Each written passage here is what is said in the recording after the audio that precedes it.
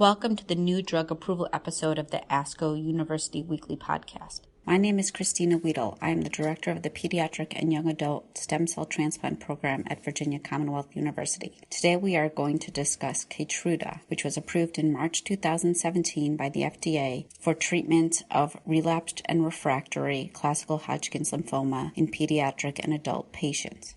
As a background for today's discussion, immune checkpoint inhibitors are an area of active research in a variety of malignancies. In recent years, they have been discovered to have efficacy not only in solid tumors, but in hematologic malignancies as well. Recent studies have looked at the use of PD-L1 and PD-1 inhibitors in patients that are heavily pretreated with intensive chemotherapy and autologous transplant.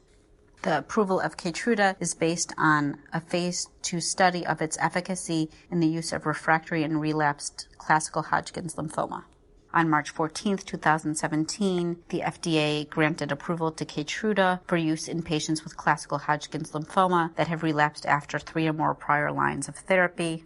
The approval of keytruda was based on a study of 210 adult patients with classical Hodgkin's lymphoma. This study was a multi-centered, non-randomized, open-label clinical trial. Patients with refractory relapse disease, including patients that had relapsed after autologous stem cell transplant, were included. Many of these patients had relapsed after brentuximab and had received a median of 4 prior systemic therapies for refractory disease. Median follow-up was 9.4 months, and the overall response rate was excellent at 69%. This included a partial response rate of 47% and a complete response rate of 22%. The estimated median response duration was 11.1 months, with a range of 0 to 11.1. Efficacy in pediatric patients has been extrapolated based on those results. Breakdown of the study patient population included 129 patients that had prior autologous stem cell transplant, as well as 175 patients that had previously been treated with brentuximab, representing a heavily pretreated patient population. In adults, the most common side effect seen was fatigue, pyrexia, cough, and musculoskeletal pain, as well as symptoms of diarrhea, rash, and elevated hepatic enzymes.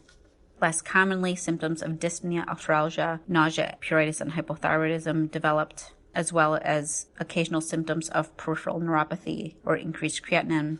Immune-mediated adverse reactions occurred in 0.5 to 9% of patients, which included infusion reactions, hyperthyroidism, pneumonitis, uveitis, myositis, and myocarditis. 15% of patients had adverse reactions which required systemic corticosteroid therapy, and keytruda was discontinued due to adverse reaction in 5% of the study patients. However, 26% of patients had to have study drug interrupted due to adverse reactions. In the pediatric population, keytruda has been evaluated in patients with advanced melanoma, as well as other solid tumors and lymphoma. The safety profile for pediatric patients is very similar to that of adults, although adverse reactions appear to occur at a slightly higher rate in pediatric patients, commonly including fatigue, vomiting, abdominal pain, hyponatremia, and elevated liver enzymes. The keytruda dose tested in pediatric patients most commonly includes a dose of 2 mg per kg every 3 weeks, while the adult dose was 200 milligrams every 3 weeks. The FDA is requiring the sponsor to evaluate keytruda's long-term safety in prepubertal patients. For patients with heavily pretreated classical Hodgkin lymphoma who have relapsed following autologous transplant and brentuximab, the prognosis is often very poor.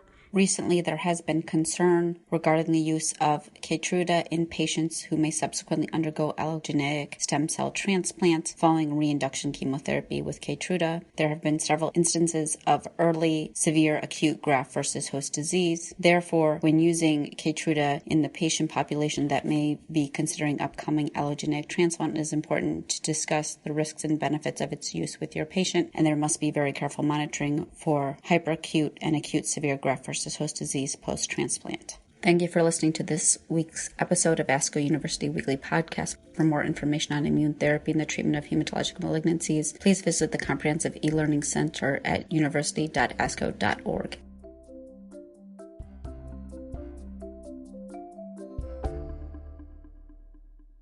The purpose of this podcast is to educate and to inform. This is not a substitute for professional medical care and is not intended for use in the diagnosis or treatment of individual conditions. Guests on this podcast express their own opinions, experience, and conclusions. The mention of any product, service, organization, activity, or therapy should not be construed as an ASCO endorsement.